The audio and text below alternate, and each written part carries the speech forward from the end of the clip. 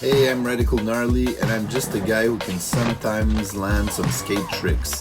Now, I've been asked recently some basic info you need to know before you start skating. So, this is Public Service Announcement Episode 1 Before the Skating. Let's go. So, first of all, you find your local skate shop and head in. It's much better to find a local skate shop than a chain like Zoomies or Empire. Inside, you can look at their selection of decks, which is the first thing you need to start skateboarding. Most decks are pretty standard, come in a kind of a popsicle shape. They have some differences in width and also the concave, which is basically the feel of the board. So once you choose a board, get on it, make sure you feel great on it. Because they all feel a little bit different, but they're also kind of all the same. So I say go for a killer graphic. Price is also pretty standard at around $100 Canadian. Sorry, I'm in Quebec, and prices have gone up a little bit since the pandemic. Next up are trucks, another important part of the skateboard. They hold the wheel and connect them to the deck. Now, they should have a width that are similar to the width of your skateboard. Aside from that, they're pretty standard at around $80 Canadian. Just get the base model of any of the big brands like Thunder, Independent, or Aces that have been really popular this year. Third thing you need are wheels. I really like the Formula 4 from Spitfire, but here any big brand or anything you want to try out is good as well. One thing I want to say for beginners is that skate wheels for tricks are really hard, and you might want a set of these softer wheels for cruising around when you're not doing tricks. Everyone who skates has a setup with softer wheels, they just don't always tell you. There are also in-between wheels that are kind of hard but kind of soft. This is what I did when I started getting back into skateboarding, and any of these should cost between $50 and $60, so once again, prices are pretty standard. Next, you'll need to choose a grip tape for your deck. This makes more friction on the board so you can actually do tricks. Usually skate shops give a black one for free, but you can get this sick shake jump one, or you can do like us and go with the clear grip so you can see the design on top of the board. I like the clear grip. I think it grips great. So right now I'm kind of stretching out what I have to say because I had a lot of questions about how to install a grip tape. So I just want to give everyone time to watch how this friendly skate shop employee is installing a grip tape. I might give a little extra info that I forgot along the way. As you can see, he just cut a perfectly sized piece of grip tape and stuck it on the board. And now he's trying to flatten that grip tape using the discarded piece of paper that was under the tape.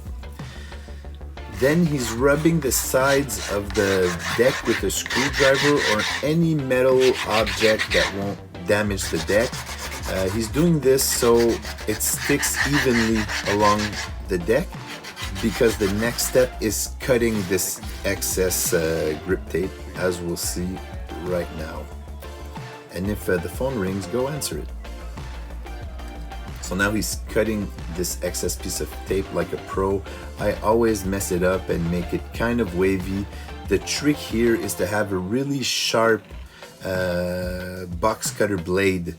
So after you cut grip tape for a while, it'll get less and less sharp and it'll be harder and harder to cut your grip tape. So get a clean and sharp one if you want a clean job. Perfecto. Now he's rubbing the sides of the recently cut grip tape just to make it even. He took a piece of the grip tape that he had and rubbed it around the edges. And now he's making little holes so you know where to put in the bolts. With the clear grip, it's less of a problem, but with the black grip, it can be quite a hassle. So he does these little holes which let the bolt slide in easier as well. And now he's using a wheel to push out the little air bubbles that we see because it's a clear grip. Finally, longboard wheels have a use. Just kidding. Now, if you have a kid that's younger than 8 years old or so, you can grab one of these preset completes that are a bit smaller. So the decks are smaller, the trucks are smaller. They're perfect for kids.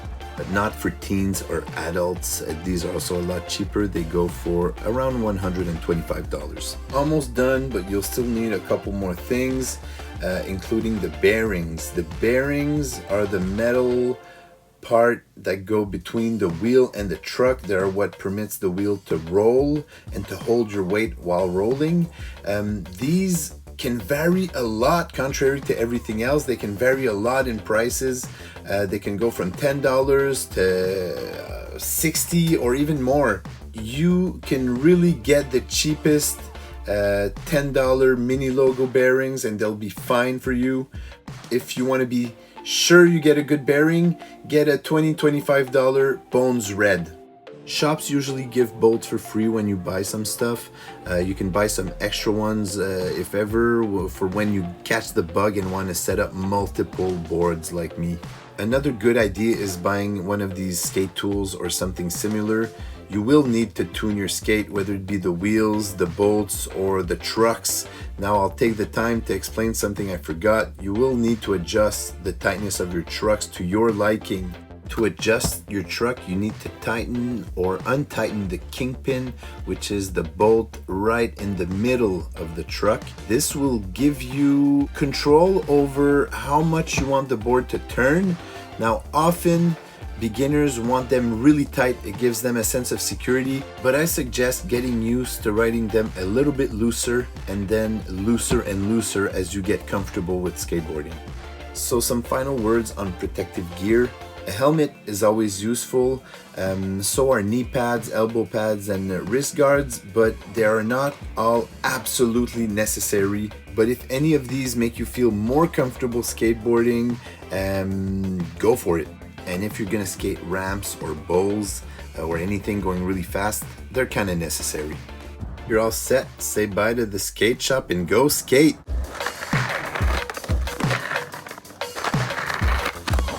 So I'm Radical Gnarly, and I hope you enjoyed this public service announcement episode 1 before the skating.